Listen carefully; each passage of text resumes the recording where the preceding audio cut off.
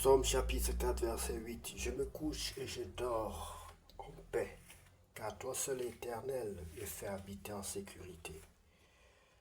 Psaume chapitre 4, verset 8. Je me couche et je dors en paix, car toi seul Éternel me fait habiter en sécurité. Psaume chapitre 4, verset 8. Bonsoir bien-aimés, que Dieu vous bénisse. C'est l'heure de la prière et de la repentance. En ce vendredi soir du 16 mai 2025, prions ensemble. Seigneur, à la fin de cette journée, nous venons te remercier et te confier notre repos. Père Céleste, merci pour les bénédictions de ce jour, pour ta fidélité et pour les forces reçues. Merci d'avoir veillé sur nous, d'avoir guidé nos pas et gardé nos cœurs en paix. Ce soir, nous déposons tout entre tes mains. Donne-nous un sommeil paisible et renouvelle nos forces pour demain. Ta parole nous rassure. Je me couche et je dors en paix, car toi seul, Éternel, me fais habiter en sécurité. Psaume chapitre 4, verset 8. Bien-aimé, si tu n'as pas encore reçu le Seigneur Jésus-Christ dans ta vie comme ton sauveur personnel, si tu sais que tu ressens un vide énorme dans ta vie, bien-aimé, c'est parce que le Seigneur, tu ne l'as pas encore reçu, parce que tu ne peux pas avoir ce Seigneur Jésus-Christ que je connais personnellement et ressenti un vide énorme dans ta vie. Il te comblera encore davantage, bien-aimé, quand tu marcheras selon ses règles, quand tu lui obéiras, quand tu fuiras le mal, parce que si tu te rapproches du mal, tu seras victime du mal toi aussi. Bien-aimé, il faut fuir le mal et se rapprocher de notre Dieu, de l'Éternel Dieu Tout-Puissant, celui qui prône le bien, le bien-être des hommes sur la terre, qui prône la réussite, la paix, la joie et l'amour fraternel. Bien-aimé, que Dieu te bénisse. Si tu veux donc inviter ce grand Dieu sorti du, du milieu du mal pour entrer dans ce milieu réservé aux enfants de Dieu bien-aimés, tu vas donc dire cette prière après moi. Seigneur Jésus-Christ, Seigneur Jésus-Christ, je reconnais que je suis un pécheur. Je reconnais que je suis un pécheur. Je te demande pardon pour mes péchés. Je te demande pardon pour mes péchés. Je te demande pardon pour mes péchés.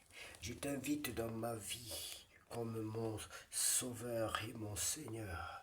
Je t'invite dans ma vie comme mon Sauveur et mon Seigneur. Je t'en supplie, baptise-moi et remplis-moi de ton Esprit Saint. Baptise-moi et remplis-moi de ton Esprit Saint. Je t'en supplie, Père Saint, au nom de Jésus-Christ de Nazareth. Amen. Oui, bien-aimé, la repentance produit la vie. Et il est important de s'humilier devant Dieu chaque jour, voire à chaque instant, tant que nous pouvons, pour demander à notre Dieu de nous sanctifier, de nous purifier, de faire de nous des enfants selon son cœur. Bien-aimé, nous allons lire la parole de Dieu dans le livre de Nombre, chapitre 12. J'ai envie de dire bienvenue à tous les enfants nouveau-nés dans le Seigneur. Que Dieu vous bénisse et vous accorde une croissance normale au nom de Jésus-Christ de Nazareth. Lisons la parole de Dieu bien-aimé dans le livre de Nombre, chapitre 12. Marie frappée de la lèpre, Marie et Aaron parlèrent contre Moïse au sujet de la femme éthiopienne qu'il avait prise, car il avait pris une femme éthiopienne. Ils dirent, est-ce seulement par Moïse que l'Éternel parle? N'est-ce pas aussi par nous qu'il parle?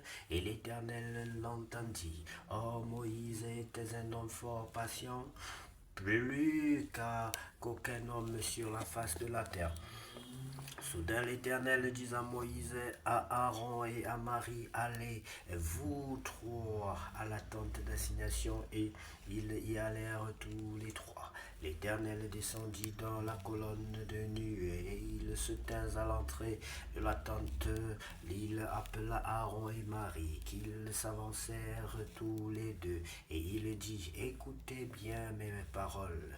Lorsqu'il y aura parmi vous un prophète, c'est dans une vision que moi, l'Éternel, je me révélerai à lui. C'est dans un songe que je lui parlerai.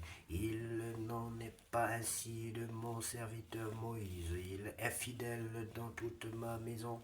Je lui parle bouche à bouche. Je me révèle à lui sans énigme et il voit une représentation de l'Éternel.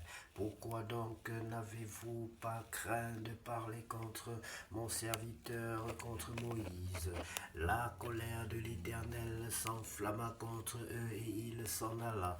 La nuée se retira de dessus la tente. Et voici, Marie était frappée d'une lèpre blanche comme la neige. Aaron se tourna vers Marie et voici, elle avait la lèpre. Alors Aaron dit à Moïse de grâce, mon Seigneur, ne nous fais pas porter la peine du péché que nous avons commis en insensé et dont nous sommes rendus coupables. Oh, qu'elle ne soit pas comme l'enfant mort-né dont la chair est à moitié consumée quand il sort du sein de sa mère.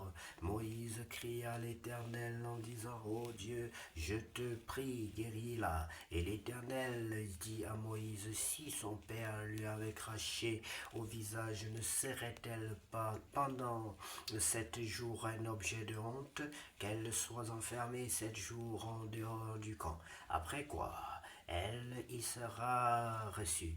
Marie fut enfermée 7 jours en dehors du camp, et le peuple ne partit point, pas jusqu'à ce que Marie y soit rentrée. Après cela, le peuple partit de Hatséroth et il campa dans le désert de Paran. Merci infiniment, Seigneur Jésus-Christ, pour ta parole. Ta parole, c'est la vérité. Ta parole, c'est la vie. Sans ta parole, nous ne sommes rien. Car il est écrit que la parole faite chair. Tu es la parole faite chair, Seigneur. Et nous voulons qu'en lisant ta parole, que nous soyons transformés à ta ressemblance. Que nous soyons complètement transformés vraiment à ta ressemblance, Seigneur. Puisse ta parole détruire en nous tout ce qui ne te glorifie pas. Puisse ta parole détruire dans nos membres tout ce qui ne te glorifie pas.